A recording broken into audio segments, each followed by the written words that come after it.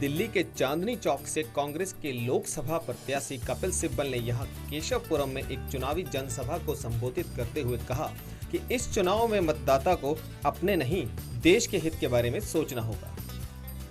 इस देश का नक्शा क्या होना चाहिए अगले 20 साल, ये भी आपको सोचना होगा। ये आम मतदाता नहीं सोचता। आम मतदाता सोचता है कि मुझे क्या फायदा होगा। आम मतदाता सोचता है कि भाई मेरे लिए क्या हुआ।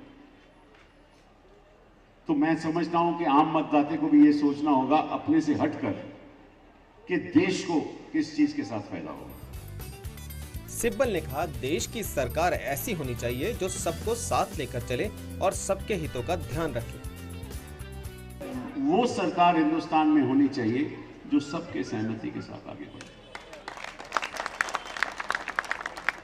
जहां हर वर्ग के बारे में सरकार सोचे, चाहे वो व्यापारी हो, चाहे वो अल्पसंख्यक हो, चाहे वो झुग्गी झोपड़ी वाला हो, चाहे वो वंचित वर्ग का हो, चाहे वो SC ST का हो, चाहे वो बैकवर्ड कम्युनिटी का हो,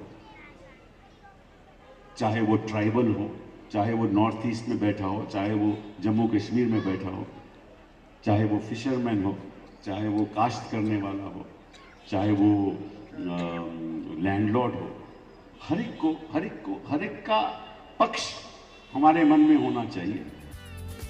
सिब्बल ने जनता को बताया कि कांग्रेस की सरकार देश के कमजोर और गरीब लोगों पर ज्यादा ध्यान देती है। तो जब हम सरकार में बैठते हैं तो इसी सोच के साथ बैठते हैं। हमारा भी एक हिंदुस्तान का परिवार है, उसके 120 करोड़ लोग हैं, वो भी एक परिवार है। वहां जो वंचित लोग हैं, जो कमजोर लोग हैं, अगर उनसे जैसे माँ उनका ध्यान अपने बच्चे पर ध्यान रखती है, कमजोर बच्चे पे, सरकार भी कमजोर लोगों पे ध्यान रखेगी तो निश्चित रूप से उसका भविष्य उज्जवल होगा और देश का भविष्य उज्जवल होगा। चांदनी चौक के सभी वर्गों के लोग कपिल सिब्बल के समर्थन में खुलकर योगदान दे रहे हैं, जो यहां से कांग्रेस की सीट पक्की होने का एक अच्छा संकेत है।